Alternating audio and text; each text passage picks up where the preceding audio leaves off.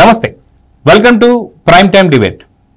YS Abhishek Reddy చాలా చిన్నవాడు అయితే పులివెందల లింగాల మండలానికి వైఎస్సీపీకి సంబంధించి అధ్యక్షుడు అని కూడా చెప్పుకోవచ్చు. అయితే చాలా చిన్నతనంలోనే మృతి చెందడం అనేది నిజంగా బాధాకరం. అయినా వైఎస్ వివేకానంద రెడ్డి హత్య కేసు తర్వాత ఎంతో మంది వైఎస్ ఫ్యామిలీలో మృతి చెందుతున్నా సరే సరైన స్పందన మాత్రం మనకి వైఎస్ ఫ్యామిలీలో కనిపించడం లేదు. అయితే దీని వెనుకున్నటువంటి కుట్రలు ఏమైనా ఉన్నాయా అనే భాగంగా మనది ఈరోజు డిబేట్ అని చెప్పుకోవచ్చు. అయితే మన డిబేట్లో పొలిటికల్ అనలిస్ట్ అంకమరావు గారు, అదేవిధంగా సీనియర్ జర్నలిస్ట్ కనకదుర్గ వడ్లమణి గారు. సార్ నమస్తే మేడం. నమస్తే. అయితే అంకమరావు గారు, మనం చూసుకుంటే దాదాపు వైఎస్ ఫ్యామిలీలో ఇన్ని రకాలైనటువంటి కుట్రలు కోణాలు చూస్తున్నాను. బహుశా మనం ఏ ఫ్యామిలీలో ఇన్ని రకాలైనటువంటి ఒక ట్విస్ట్లు అయితే మనం చూస్తుండేది.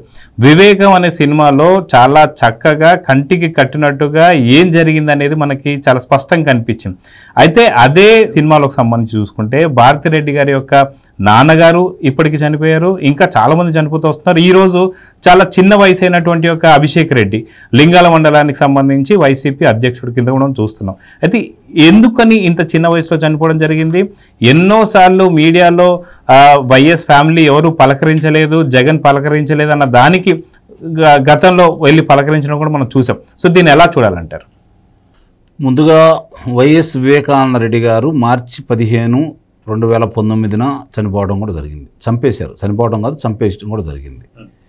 అది కనుక ఒకసారి మనం జ్ఞప్తి తెచ్చుకుంటే, చనిపోయిన తర్వాత మొట్టమొదటిగా ప్రపంచానికి తెలిసింది గుండెపోటుతో మరణించాడు అని చెప్పిన వ్యక్తి వివేకానంద రెడ్డికి సంబంధించి దగ్గర బంధువు, ఇప్పుడు లోక్సభ సభ్యుడు అవినాష్ రెడ్డి, అట్లాగే విజయసాయి రెడ్డి. వీళ్ళ ద్వారానే ప్రపంచానికి మొట్టమొదట గుండెపోటు అని చెప్పింది. ఒక ఆయనేమో రాజ్యసభలో ప్రాతినిధ్యం వహిస్తున్నాడు, ఒక ఆయనేమో లోక్సభలో ప్రాతినిధ్యం వహిస్తున్నాడు. ఇద్దరూ పచ్చి అబద్ధాలే చెప్పారు, అంతే కదా. అంటే అక్కడ అంత రక్తపు మడుగులో ఉండి అన్ని గాయాలు కనపడుతూ అన్ని దగ్గరుండి పరిశీలించకుండానే ఉచితలి అన్ని కట్లు కట్టినా కూడా వైఎస్ జగన్మోహన్ రెడ్డి గారికి ఎన్ని గొడ్డల దెబ్బలు తగిలినాయి, ఏ విధంగా తగిలినాయి, వెనక ముందు తగిలిందా ముందు తగిలిందా తెలిసిన తర్వాత అక్కడ ఉండి ఆ సన్నివేశ అంటే మామూలుగా చనిపోయిన ప్రదేశంలో దగ్గరుండి చూసిన వీళ్ళకి మాత్రం గుండెపోటుగా కనపడింది. ఇది గమనించుకోవాల్సిన అంశం.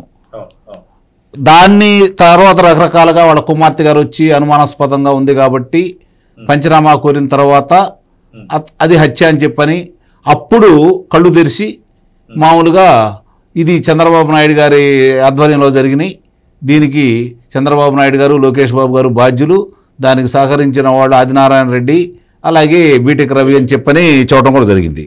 ఇక్కడ గమనించుకోవాల్సిన అంశం ఏంటంటే, దానికి సంబంధించి 2-3 రోజులు పొంకాలుగా వాళ్ళ సాక్షి దినపత్రికలో కావచ్చు, సాక్షి ప్రసార మాధ్యమంలో కావచ్చు ప్రచురించారు. ఆ తర్వాత కుమార్తె అనుమానంతో పాటు ఎవరు మీద జరిగిందనేది వాళ్ళ కుటుంబ వ్యవహారంగా అర్థమైపోయి కుటుంబ సభ్యులే దీనికి కారకులు అని చెప్పి తెలిసిన తర్వాత న్యాయం కోసం పోరాడుతుంటే అన్న ముఖ్యమంత్రిగా ఉండా కూడా మనకు న్యాయం జరగదని చెప్పని, అన్న ముఖ్యమంత్రిగా ఉన్న రాష్ట్రంలో న్యాయం జరగదని చెప్పని ఆమె సుప్రీం న్యాయస్థానం దాకా వెళ్ళి పక్క రాష్ట్రానికి బదిలీ చేయించుకొని తర్వాత ఒక్కొక్క విషయాలన్నీ బయటపెట్టి కుటుంబ సభ్యుల వివరాలతో సహా అవినాష్ రెడ్డి ఎవరు ఎప్పుడుతోటి మాట్లాడాడు, ఏమేమి జరిగిందని చెప్పని ప్రపంచానికి తెలియజేశారు. ఆ విషయంలో మాత్రం నిస్సందేహంగా వైఎస్ సునీత గారి యొక్క పోరాట పటిమకి మనం నిస్సందేహంగా అభినందించాలి. ఇప్పుడు దానికి సంబంధించి మార్చి 15వ తారీఖు 2019 నాడు ఆయన చనిపోతే దానికి ఒక సాక్షిగా ఉన్నటువంటి శ్రీనివాసులు రెడ్డి అదే సంవత్సరం సెప్టెంబర్ 2వ తారీఖు నాడు చనిపోయాడు, అనుమానాస్పద మృతి. తర్వాత వైఎస్ భారతి గారి తండ్రి గారు అయినటువంటి ఈసీ గంగిరెడ్డి గారు 2020 అక్టోబర్ 20 కూడా చనిపోయాడు, అది అనుమానాస్పద మృతి. తర్వాత 2022న గంగాధర్ రెడ్డి ఆయన కూడా చనిపోవడం కూడా జరిగింది, ఇప్పుడు జూన్ 9వ తారీఖున. మరి తర్వాత చూసుకుంటామంటే ఇప్పుడు మన అంటే వైఎస్ వివేకానంద రెడ్డి గారి హత్య ఇది హత్యలా కనపడుతుంది, చాలా అనుమానాస్పదంగా ఉందని చెప్పని సిబిఐ వాళ్ళ దగ్గర సాక్ష్యం ఇచ్చినటువంటి అభిషేక్ రెడ్డి నిన్న చనిపోవడం కూడా జరిగింది.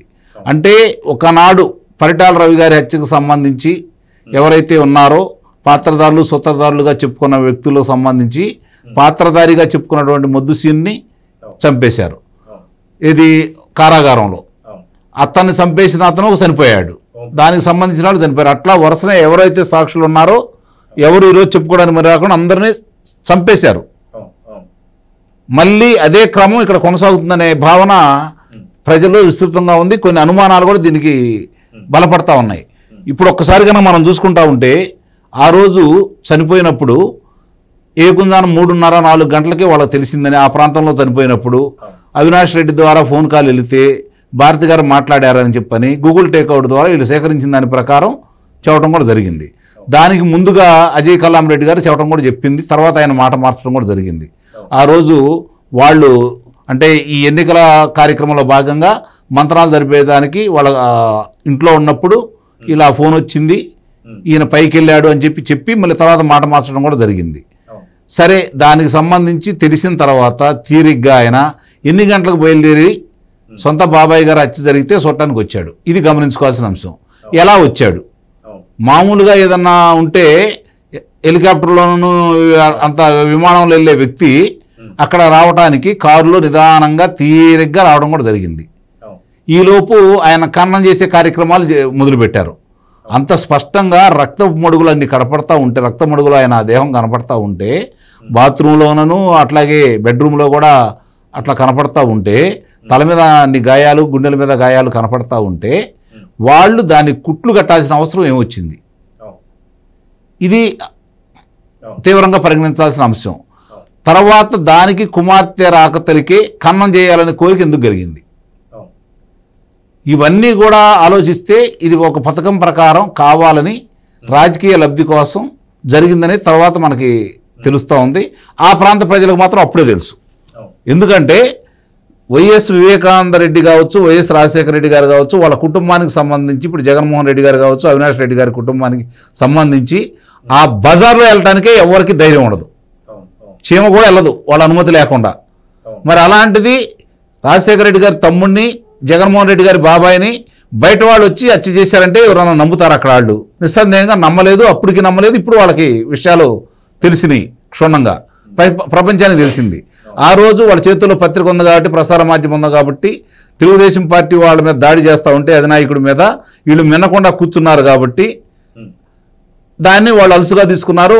ప్రజలను నమ్మించగలిగారు. నిజమేం చెప్పి నమ్మే ప్రజలు ఉంటారు కదా, సహజంగానే నమ్మారు. కాబట్టి వాళ్ళకి అఖండ విజయం చేకూరడానికి, అతను ముఖ్యమంత్రి కావడానికి ఒక ప్రధాన కారణం కూడా వైఎస్ వివేకానంద రెడ్డి గారి హత్య. ఇది కాదనలేని సత్యం. మరి ఇంత జరుగుతూ ఉంటే ఈరోజు సాక్షులందరూ ఒక్కోళ్ళు చనిపోతూ ఉంటే, అనుమానాస్పదంగా చనిపోతూ ఉంటే, ఇతని గురించి కూడా గతంలో అనారోగ్యం పాలైనప్పుడే అనుమానం వ్యక్తం చేయడం కూడా జరిగింది. నిన్న చనిపోవడం కూడా జరిగింది. కాబట్టి ప్రజలు అనుకునేదాన్ని మనం కూడా అంటే ఆధారాలు కనపడుతున్నాయి కాబట్టి నమ్మాల్సిన పరిస్థితి ఏర్పడుతుంది. ఏదైనా ఒక మనిషి చనిపోవడం అనేది బాధాకరమైన విషయం. ఇంత చిన్న వయసులో అభిషేక్ రెడ్డి చూడాలి మరి ఈ న్యాయానికి సంబంధించి, అతని హత్యకు సంబంధించి పరిశోధన చేసే సంస్థలు ఏ విధంగా వెలుగు చూస్తాయి, దీని గురించి ఏ విధంగా వెలుగు తీస్తారని చూడాలి. అయితే మేడం చూసుకుంటే మనం అభిషేక్ రెడ్డి చాలా చిన్న వయసు. ఇందాక మన అంకమరావు గారు చెప్తున్నట్టుగా మొద్దుసీను ఏదైతే పరిటాల రవికి సంబంధించినటువంటి మర్డర్ కేసులో మొద్దుసీను, తర్వాత ఓంప్రకాష్, తర్వాత మద్దెల చెరుసూరి, ఇప్పుడు భానుప్రకాష్ వంత అయితే నడుస్తూ ఉందని చెప్పుకోవచ్చు.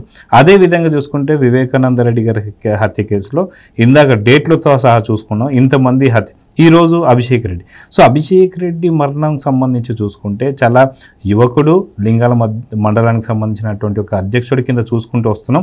ఏదైతే తను సిబిఐకి ఇచ్చినటువంటి ఒక వాంగ్మూలంలో కూడా ఖచ్చితంగా ఇది హత్యలాగానే కనిపిస్తుంది అన్న మాటకి ఇప్పుడు ప్రాణాలు కోల్పోవడం జరిగింది. సో దీన్ని ఎలా చూడాలి? ఇంకోటి కూడా వాదనలు వినిపిస్తున్నాయి. ఏదైతే వైసీపీకి సంబంధించిన వాళ్ళు ఏమంటారంటే ఇదంతా పూర్తి వాళ్ళ ఫ్యామిలీకి సంబంధించింది, వాళ్ళ బాబాయిని వాళ్ళు చంపుకుంటారు, ఏదైనా చేసుకుంటారు, మీకెందుకు అన్నటువంటి వాదనలు వస్తుంది. నిజంగా వాళ్ళ ఫ్యామిలీకి సంబంధించే చూడాలా, లేదా బహిర్గతంగా మనం ఇప్పుడు చర్చ చేసుకోవచ్చా లేదా అంటే ఏం చెప్తారు? ఏంటి ఒక ఫ్యామిలీకి సంబంధించింది అయితే కూడా ఒక మనిషి చనిపోయినప్పుడు మరి దాని గురించి డిస్కషన్ రాదా? అంటే అలా వదిలేస్తారా? వాళ్ళు ఏమైనా మామూలు ఫ్యామిలీయా? ఎప్పటి నుంచి రాజకీయాల్లో ఉంది వాళ్ళ ఫ్యామిలీ. పులివెందులు అంటేనే వైఎస్, కడప అంటేనే వైఎస్ ఫ్యామిలీ. మరి అలాంటప్పుడు వాళ్ళ గురించి మాట్లాడకపోతే మరి కార్యకర్తల గురించి మాట్లాడతారా? ఎవడంటున్నాడు అసలు మాట్లాడకూడదని? అసలు అది అన్యాయం కదా. ఇప్పుడు అభిషేక్ రెడ్డి అనేవాడు మీరు చెప్పినట్టుగా లింగాల మండలం అధ్యక్షుడే కాకుండా వైద్య విభాగానికి అతను అధ్యక్షుడు కూడా వైసీపీకి. అండ్ అతను ఒక డాక్టర్. ఇందాక సార్ చెప్పినట్టుగా ఇప్పుడు అతను వచ్చాకే అసలు ఏంటి అనేది అర్థమైంది. అక్కడ అతనే కదా మొత్తం కుట్లు వేసింది. ఇప్పుడు ఆ రోజు ప్రాథమిక చికిత్స చేసిందే అభిషేక్ రెడ్డి వైఎస్ వివేకానందకి. సో అతనికి ఇన్ అండ్ అవుట్ బాగా తెలుసు. ఇందాక మీరు అన్నారు చూడండి అనుమానాస్పదం అని, అందుకు సందేహం లేదు. ఎందుకంటే అభిషేక్ రెడ్డి ఇవాళ చనిపోయాడంటే చిన్న వయసులో, మనం ఫోటో చూస్తే కూడా చాలా బాగున్నాడు పిల్లాడు, చిన్నవాడిగా ఉన్నాడు. వైఎస్ ప్రకాష్ రెడ్డి మనవడు అతను, వైఎస్ జగన్మోహన్ రెడ్డికి కజిన్ అవుతాడు, అంటే కజిన్ బ్రదర్ అవుతాడు, తమ్ముడు వరుస. మరి అటువంటి వ్యక్తి అసలు ఇంత అనారోగ్యం రావడం ఏంటి, వెంటిలేటర్ మీద చికిత్స ఏంటి, అతను చనిపోతే కూడా దాన్ని దాచిపెట్టి అది కూడా కొద్ది నెలలుగా హైదరాబాద్లో నడుస్తోంది ఆయనకి చికిత్స ఒక ప్రైవేట్ ఆసుపత్రిలో. చనిపోతే కూడా వెంటనే దాన్ని వాళ్ళు చెప్పకుండా దాచిపెట్టడం ఏంటి. ప్లస్ వాళ్ళకి చెప్పుకున్నారు కూడా కార్యకర్తలకు కానీ వాళ్ళ పార్టీ వాళ్ళకి కానీ మీరు వెంటనే ఏం మాట్లాడొద్దని వాళ్ళు ఇన్స్ట్రక్షన్స్ కూడా ఇచ్చుకున్నారు. ఎందుకు ఇచ్చుకోవాలి అంటే ఒక మనిషి ప్రాణం పోయాక మీరు ఎందుకు ఈ రకంగా చేశారు. తర్వాత ఇవాళ అవినాష్ రెడ్డి ఆస్ట్రేలియా నుంచి బయలుదేరాడు ఆల్రెడీ, అతను ఆస్ట్రేలియాలో ఉన్నాడు, ఈయన తాడేపల్లిలో ఉన్నారు, ఎవరు జగన్మోహన్ రెడ్డి. సో ఇవన్నీ కూడా అనుకుని చేసినట్టుగా మనకు కనిపిస్తోంది ఒకటి. ఇప్పుడు అభిషేక్ రెడ్డి అనేవాడు సిబిఐ ముందు ఒక వాంగ్మూలం ఇచ్చాడు కాబట్టి, ఎందుకంటే కుట్లు వేసింది ఆయనే కాబట్టి ఒక డాక్టర్కి తెలుస్తుందా, మీకు నాకు తెలుస్తుందా వాట్ హ్యాపెండ్ అనేది. అంటే ఎన్ని దెబ్బలు పడ్డాయి, ఎన్ని గొడ్డల దెబ్బలు పడ్డాయి, అసలు ఏ రకంగా చంపేశారు, స్కల్ కూడా బయటకు వచ్చేంత అతను పాప అంత తప్పేం చేశాడు వైఎస్ వివేకానంద రెడ్డి అనేది కూడా చాలా కీలకం కదండి. ఇప్పుడు డాక్టర్గా ఆయనకు అన్నీ తెలుసు కాబట్టి ఈరోజు ఆయన శాశ్వతంగా నోరు మూసేశారా అంటే ఇంక నోరు విప్పకుండా, ఎందుకంటే సిబిఐ ముందు నువ్వు చెప్తావా అంటే ఇక్కడ మరి అతను ఎవరిని కూడా అంటే పోలీసులనేమి అతను అడగలేదా నాకు సెక్యూరిటీ ఇవ్వండి అని, ఏం జరిగింది మనకు తెలియదు. ఒకవేళ అతను అలా నోరు విప్పాక మరి ఏ యుఎస్ అయినా వెళ్ళిపోకుండా అక్కడే ఎందుకున్నాడు, ఇవన్నీ కూడా సందేహాలే. ఎందుకంటే వాళ్ళ ఫ్యామిలీ గురించి వాళ్ళకి తెలుస్తుంది, కడప ఫ్యాక్షనిజం గురించి వాళ్ళకి తెలుసు, వాళ్ళ ఫ్యామిలీలో ఉండే లుకలుకలే వాళ్ళకి తెలుసు. మరి అటువంటి అప్పుడు అభిషేక్ రెడ్డి ఎందుకు రిస్క్ చేశారు అంటే ఇంత జరుగుతుందని ఊహించలేదా, నీ తమ్ముడే కాబట్టి నన్ను ఏం చేయరని అనుకున్నాడా, ఇవన్నీ కూడా అంటే మనకి సమాధానం దొరకని ప్రశ్నలు ఇవన్నీ. వీటన్నిటికీ జగన్మోహన్ రెడ్డి మాట్లాడాలి. మరి జగన్మోహన్ రెడ్డి రేపు ఏం చెప్తాడు, దీనికి ఓన్లీ ఒక సింపతి చెప్పేసి అయ్యో మా తమ్ముడు చనిపోయాడు అని అనేసి ఊరుకుంటాడా, అసలు ఏం మాట్లాడతాడు అనేది మనకి ఇంకా ముందు తెలుస్తుంది. ఏది ఏమైనా మీరు చెప్పినట్టుగా వరుస హత్యలు చూసుకుంటూ వస్తే ఇంత అసలు ఎలా చనిపోతారండి వరుసగా ఒక్కొక్కళ్ళు, ఒక కేసుకు సంబంధించిన వ్యక్తులు వరుసగా 1 2 3 4 5 అనుకుంటే ఎలా చనిపోతారు. ఇది చాలా లోతుగా ఆలోచించాల్సిన విషయం. అందులో ఇప్పుడు తెలుగుదేశం కూటమి దృష్టి పెట్టింది కాబట్టి సునీత వెళ్ళి కలిశారు, వెళ్ళి పవన్ కళ్యాణ్ని కావచ్చు లోకేష్ని కావచ్చు అందరినీ కలిశారు కదా. ఈ కేసు 5.5 సంవత్సరాలు దాటిపోయింది కాబట్టి వాళ్ళ ఇది మళ్ళా తీస్తారు బయటికి. చనిపోయిన అభిషేక్ రెడ్డి ఏమైనా నోరు విప్పితే మళ్ళా మాకు ఇబ్బంది అనుకుని ఎవరైనా దీన్ని ఇది చేశారా, ఈ కోణంలో దీన్ని ఆలోచించాలండి. అయితే అంకమరావు గారు మనం చూసుకుంటే మీరు ఇందాక అన్నట్టుగా పరిటాల రవికి సంబంధించినటువంటి కేసులో వరుస హత్యలు, అదిగాక ఏదైతే సిబిఐ అప్పటికి కూడా జగన్మోహన్ రెడ్డి దీంట్లో ఇన్వాల్వ్ అయ్యాడని చెప్పేసి పిలిచి విచారణ చేస్తున్న సందర్భంలో రాజశేఖర రెడ్డి గారు సీఎం, అది సీఎం ఆఫీస్లో కూర్చొని పెట్టి చేసినటువంటి విచారణలో ఏం తెలియదు అనేది ప్రపంచం మొత్తానికి తెలుసు. అక్కడ నిర్దోషి అని చెప్పేసి కొట్టేయడం జరిగింది, బయటపడేయడం జరిగింది.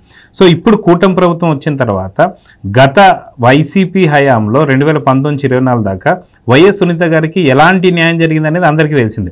ఇద్దరు చెల్లెలకి ఎవరికి న్యాయం చేయకుండా ఇప్పుడు సుప్రీంకోర్టు చుట్టూ తిరుగుతున్నది సునీత చూస్తున్నాం. ఇప్పుడు కూటమి ప్రభుత్వం ఇప్పుడు దీన్ని ఖచ్చితంగా చాలా గట్టిగా తీసుకునే అవకాశం ఉందంటారా, సునీతకి న్యాయం జరిగే అవకాశం ఉందంటారా, లేదా అంటే ఏం చెప్తారు, లేదా నిజంగా పరిటాల రవి హత్య కేసులో జరిగినటువంటి ఒక వరుస హత్యలు జరిగితే ఇది కూడా పూర్తిగా సమస్యపోయే అవకాశం ఉందా అంటే ఏం చెప్తారు. ఇప్పుడు ఒక సాక్షి అంటే చావు బతుకుల మధ్య ఉన్నప్పుడు అసలు ఎలా జరిగింది ఏంటనేది ఆ నేర పరిశోధన సంస్థ పరిశీలించాలి కదా. మరి ఇంతవరకు దాని గురించి పట్టించుకోలేకపోతే దీంట్లో న్యాయం జరిగిద్దని కానీ జరిగిన దానికి ప్రపంచానికి తెలుస్తుందని కానీ నేర పరిశోధన చేసేవాళ్ళు చిత్తశుద్ధితో చేస్తున్నారని మనం ఎలా నమ్మగలం. ముందు అది ఆలోచించండి. ఇన్ని రోజులు అతను కోమాలో ఉన్నాడు లేకపోతే అట్లా ఉన్నాడు అంటే దాని గురించి ఏమాత్రం పట్టించుకొని అంటే విచారణ సంస్థ ఇప్పుడు ఈ మిగిలిన విషయాల గురించి పట్టించుకుంటుందని, దోషులకి శిక్ష వేస్తారని, వాళ్ళకి అంటే ఇక ఆలస్యం లేకుండా వాళ్ళకి శిక్షలు పడితే కారాగారంలో ఉంటారని మనం ఎలా భావించాలి. ఎట్టి పరిస్థితుల్లో కూడా నాకైతే నమ్మకం లేదు. మీకు ఏమైనా నమ్మకం ఉందో అయితే నాకైతే తెలియదు. అంటే నెక్స్ట్ హత్య ఎవరిపైన, నెక్స్ట్ వేటు ఎవరిపైన అని చెప్పి సాక్షులుగా ఉన్న వాళ్ళందరూ ఒక్కొక్కళ్ళు జాగ్రత్తగా వాళ్ళ గురించి, ఎందుకంటే సాక్షులు ఒక్కొక్కళ్ళు ఈ విధంగా చనిపోతున్నా కూడా వాళ్ళకి రక్షణ ఇచ్చే విషయంలో కావచ్చు, వాళ్ళకి కాపాడుకునే విషయంలో కావచ్చు, న్యాయ విభాగాలు కావచ్చు, లేకపోతే నేర పరిశోధన సంస్థ కావచ్చు, చిత్తశుద్ధితో పనిచేయట్లేదని సుస్పష్టం. అందుట్లో ఎలాంటి అనుమానమే లేదు. ఇది ఇట్లానే జరుగుతూ ఉంటుంది. వాళ్ళు చూస్తూనే ఉంటారు. ఒక్కొక్క సాక్షి కనుమరుగవుతూనే ఉంటాడు. అది జరిగేదే. ఎందుకంటే ఆ తర్వాత తేలదు. వాళ్ళకి కావాల్సింది కూడా అదే. సాక్షులు వచ్చి చెప్పిన దాన్ని వీళ్ళు ప్రామాణికంగా తీసుకొని త్వరితగతిన విచారణ చేసే అవకాశం వీళ్ళు చేయట్లేదు. అవకాశం ఉండా కూడా అసలు అక్కడ దాకెందుకు? మొట్టమొదట ఇది గుండె పోటు అని చెప్పినటువంటి ఈ మామూలుగా ఎవరైతే ఉన్నాడు విజయసాయి రెడ్డి, ఇప్పటివరకు అతను పిలిచి ఏమన్నా విచారణ చేశారా? అక్కడే కనపడుతుంది కదా. వాడు దాన్ని తీవ్రంగా పరిగణించట్లేదు. మామూలు స్థాయి వ్యక్తి చనిపోతే విచారణ ఎలా చేస్తారో అలా చేస్తున్నారని అనిపిస్తూ ఉంది చూడబోతే. కాకపోతే ఏంటంటే కొంతలో కొంత గూగుల్ టేక్అవుట్ బయటకు తీశారు కాబట్టి, వెలుగులో రాని విషయాలు బయటకు వచ్చాయి కాబట్టి ఎక్కడో కొంత నమ్మకం కలిగింది. కానీ మళ్ళీ జరుగుతున్న పరిణామాలు ఈ కాలయాపన చూస్తూ ఉంటే నమ్మకం సన్నగిలుతూ ఉంది. అంతేగాని దోషులకు శిక్ష పడిద్దని అయితే భావించే పరిస్థితులు అయితే ప్రస్తుతం అయితే కనపట్టలేదు. అయితే కనకదుర్గ గారు మనం చూసుకుంటే ఇప్పుడు హోమ్ మినిస్టర్గా అనిత గారు ఉన్నారు. గత వైసీపీ ప్రభుత్వం సంబంధించి ఎన్ని రకాలైనటువంటి ఒక హింసలు తనకు గురైందో మన అందరికీ తెలిసిందే. ఇప్పుడు ఇప్పటికి 2 నుంచి 3 సార్లు సునీత గారు కూడా, సునీత గారు కూడా కలవడం జరిగింది అనిత గారిని. ఇప్పుడు ఖచ్చితంగా దర్యాప్తు సంస్థలు కానీ మార్చే అవకాశం ఉందా? ఖచ్చితంగా దీన్ని వేగవంతం చేసే అవకాశం ఉందా? ఖచ్చితంగా ఇందాక అంకమరావు గారు చెప్తున్నట్టుగా ఈ దర్యాప్తు సంస్థలు ఏమీ చూస్తూనే ఉంటున్నాయి కానీ ఏది విచారణ చేస్తలేదని. సో ఏదైనా సరే మార్పులు చేర్పులు చేసే అవకాశం ఉందా లేదంటే ఏం చెప్తారు? ఏమోనండి, అసలు ఇది అంటే ఇది వెళ్తున్న తీరు చూస్తే ఈ కేసు నీరు గారిపోతున్నట్టుగానే ఉంది. ఇలా ఒక్కొక్కళ్ళు చనిపోవటం ఏంటి? ఇప్పుడు ముఖ్యంగా ఆ రోజు ఎవరైతే ప్రాథమిక చికిత్స చేశారంటే, ప్రథమ చికిత్స చేసిన వ్యక్తి ఒక డాక్టరు ఈరోజు కన్ను మూసాడంటే ఇది ఎంత సీరియస్గా తీసుకోవాల్సిన అంశం అండి. మరి ఇలా ఒక్కొక్కళ్ళు వెళ్ళిపోయాక ఇంక ఉన్న కొద్ది మంది దోషులు కూడా, అంటే నిందితులు కూడా వెళ్ళిపోతే, సాక్షులు కానీ నిందితులు కానీ, ఇంక కేసు ఎలా ముందుకెళ్తుంది ఎవరు చెప్తారు? అప్పుడు వైఎస్ జగన్మోహన్ రెడ్డి చెప్పిందే నిజం అనుకుంటారు, వైఎస్ భారతి చెప్పిందే నిజం అనుకుంటారు. ఇందాక వారు చెప్పినట్టుగా విజయసాయి రెడ్డిని పిలిచి ఈ రోజు వరకు విచారించలేదు. మొన్న విచారణలో, వేరే కేసులో విచారణలో ఏం చెప్పాడు? నాకు సంబంధం లేదని నేను చెప్పాను. అతను చెప్పిన విధానం మీరు చూసారా? ఎంత నిర్భయంగా, ఎంత నిస్సిగ్గుగా మాట్లాడాడు విజయసాయి రెడ్డి. అంటే మాకేం భయం లేదు అన్న రీతిలో మాట్లాడాడు. కాబట్టి ఇది ఎంతవరకు ముందుకెళ్తుంది అనేది సందేహాస్పదమేనండి. ఈ కేసు మాత్రం ఇలాగ జీడిపాకల్లా సాగుతోంది. సిగ్గుచేటండి. ఒక ప్రభుత్వం, వైసీపీ ప్రభుత్వం అందులో ఉండి, అంటే ఒక అధికారంలో ఉండి 5 సంవత్సరాలు వాళ్ళు ఈ కేసుని పరిష్కరించలేదంటే వాళ్ళు పరిష్కరించదలుచుకోలేదు. వాళ్ళకి అన్నీ తెలుసు. ఇప్పుడు ఎవరు అరెస్ట్ అవుతారో తెలుసు, ఎవరు ఇందులో ఇన్వాల్వ్ అయ్యారో తెలుసు. జగన్మోహన్ రెడ్డికి తెలిసే నోరు మూసుకుని ఉన్నాడు. కాబట్టి ఇవాళ దీన్ని ముందుకు తీసుకెళ్లే బాధ్యత ఒకవేళ అనిత గారు తీసుకున్నా ఎంతవరకు సక్సెస్ అవుతారంటే మనకు మాత్రం అనుమానమేనండి. ఎందుకంటే ఆల్రెడీ జరగాల్సిన డ్యామేజ్ అంతా జరిగిపోయింది. ఇప్పుడు కొత్తగా మీరు సాక్షులను తీసుకొచ్చి, కొత్తగా ఎవిడెన్సులు తీసుకొచ్చి ఇవన్నీ చెయ్యాలంటే అది నమ్మకం అయితే లేదు మనకి, ఏ రకంగా వెళ్తుంది అనేది. ఏది ఏమైనా ఇవాళ అభిషేక్ అనే ఆయన చనిపోవటం అనేది మాత్రం చాలా బాధాకరమైన విషయం. చిన్న వయసులో అతను ఒక డాక్టర్గా ఉండి అన్నీ తెలుసుకుని అతను ఇచ్చిన ఒక చిన్న స్టేట్మెంట్ వల్ల ఈరోజు ఈ రకంగా మృతి చెందాడా అనేది మాత్రం అందరిలో కలుగుతున్న సందేహం. అంకమరావు గారు, మనం చూసుకుంటే దాదాపు ఏదైతే వైఎస్ ఫ్యామిలీలో జరుగుతున్నటువంటి అన్నీ కూడా చూస్తూ వస్తున్నాం. సో ఇప్పటికైనా సరే కూటమి ప్రభుత్వం వచ్చిన తర్వాత ఏదైనా దర్యాప్తు సంస్థలు మార్చడం కావచ్చు, లేదంటే ఇంకేదైనా కావచ్చు, నిజంగా ఇది ఒక పెద్ద కేస్ స్టడీ లాగా ఉంది. ఎందుకంటే ఖచ్చితంగా దీంట్లో పూర్తిగా, అంటే మీరు ఇందాక అన్నట్టుగా గూగుల్ టేక్అవుట్లో ఎవరెవరు బయటపడ్డారు, నిజంగా మీరు ఇందాక అన్నట్టుగా భారతిరెడ్డి నుంచి ఏదైతే ఫోన్, అవినాష్ నుంచి భారతిరెడ్డికి ఫోన్ ఎప్పుడు వచ్చింది, వచ్చిన టైంలో జగన్ ఏం చేశాడు, అదేవిధంగా ఐఏఎస్ ఆఫీసర్ ఏం చెప్పాడు, మళ్ళీ ఎట్లా మాట మార్చి, ఇవన్నీ చాలా క్లియర్ కట్గా అర్థమవుతున్నటువంటి సమయంలో ఖచ్చితంగా కూటమి ప్రభుత్వం ఏదైతే ఖచ్చితంగా తీసుకొని చేస్తే జగన్ అరెస్ట్ అయ్యే అవకాశాలు ఉన్నాయా లేదంటే ఏం చెప్తారు?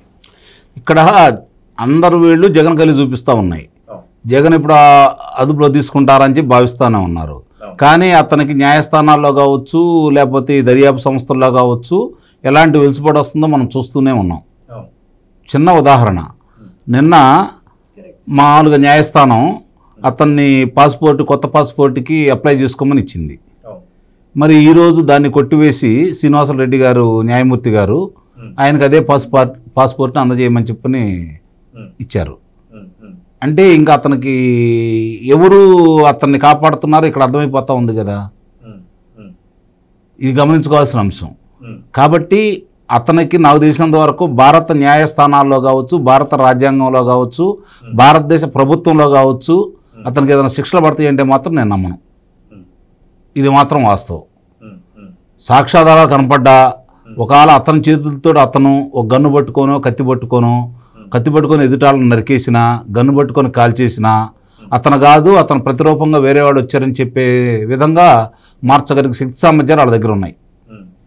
కాబట్టి అతనికి ఇవన్నీ ఆధారాలు చేసుకొని ఈ జరిగిన ఉదంతాలన్నీ ముందు పెట్టేసి నువ్వే ఇది చేసావు, రానాయన నిన్ను వచ్చి జైల్లో కూర్చోమంటే కూర్చోడు. అతను నిజంగా నువ్వే చేసావు, ఇదిగో సాక్ష్యాధారాలు ఉన్నాయి అన్నా కూడా అతను వచ్చి కూర్చోడు. ఎందుకంటే అతనికి అంత రక్షణ అయితే ఉందని అయితే నేను భావిస్తున్నా. అదే ఎలాంటి మార్పులు జరిగితే మన అనుకున్నది జరగవచ్చు అంటే ఏం చెప్తారు? మార్పులు ఇప్పుడున్న ఈ ప్రజానాయకుల ద్వారా మార్పు జరిగిద్దని అయితే నేనైతే భావించట్లేదు. అందుట్లో ఎలాంటి సందేహం కూడా ఏం లేదు. ఇది కొంతమందికి బాధాకరమైనా కూడా జరుగుతున్న పరిణామాలు చూస్తే అతనికి ఏమాత్రం ఇప్పుడు ఇందాక మీరు అన్నారు కేస్ స్టడీ గురించి మాట్లాడారు. చంద్రబాబు నాయుడు గారు రాజధాని నిర్మాణం కోసం 29 గ్రామాల రైతుల నుంచి 32,000 ఎకరాల పైచిలకు భూములు తీసుకుంటే అది ఒక చరిత్ర, దీన్ని కేస్ స్టడీగా తీసుకోవాలని చెప్పని పార్టీ గ్రంథంలో పెట్టారు.